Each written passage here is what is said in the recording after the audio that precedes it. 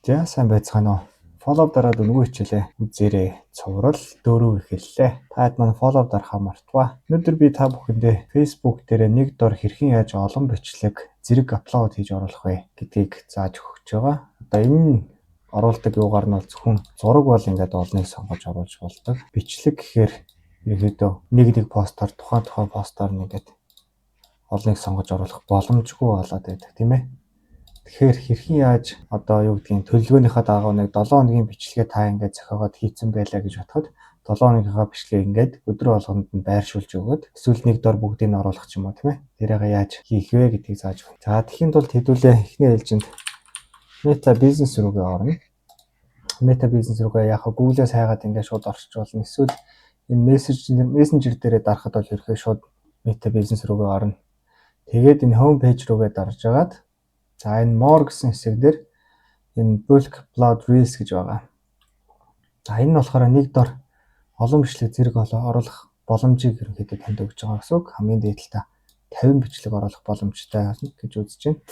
За одоо хэдүүлээ нэг хэдэн бичлэг оруулах гэж үзье. За одоо энэ дээр байгаа бичлэгнүүдийг ингээд. За одоо ингээд нэг дор 1 2 3 4 5 6 7 8 9 10 ингээд 10 бичлэг ингээд нэгэн зэрэг уншуулж болно.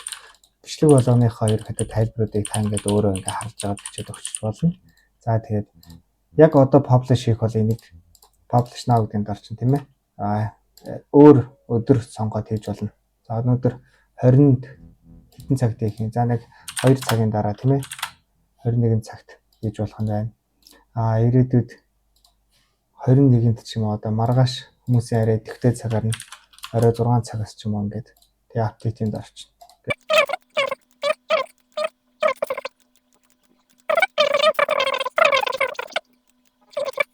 За тэгээд ингээд бичлэгнүүд нэг нэгээр ороод дуусахыг хүлээж чинь тэгээд энэ publish гэдгийг дарчин гэсэн үг. За энийг ингээд дарчгаар танд Meta дээр чинь бас planner гэж зүйл байгаа. Хизээ ямар бичлэг орох вэ гэдгээ харах боломжтой гэсэн үг байхгүй. Маш энгийн, маш цэвэрхэн гарч ирдэг тэр нь. За одоо planner гэдэг нь болохоор одоо энэ ажидлынхаа section дотроос энэ planner гэдэг зүйлийг ингээд сонгоод олчихно гэсэн үг.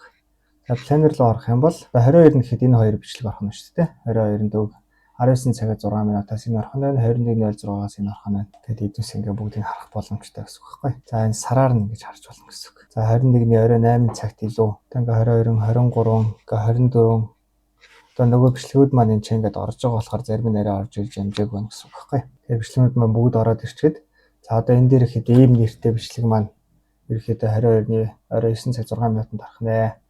За дараа нь 21 цаг 6 минутанд болохоор ийм нэртэй бичлэг орох нь байна. Тэгээд маргааш нь 19 цаг 6 минутанд ийм нэртэй бичлэг орох нь байна. 24-нд ийм бичлэг орох нь байна гэдгийг таад ингээд өөрсдөө энэ чинь сарч болно.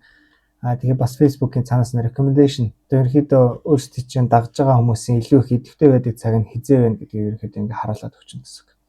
Тэгэхээр одоо манай пэйжийг маань дагдаг хүмүүсийн их идэвхтэй байдаг цаг нь ерөнхийдөө орой 8 цагт байдаг.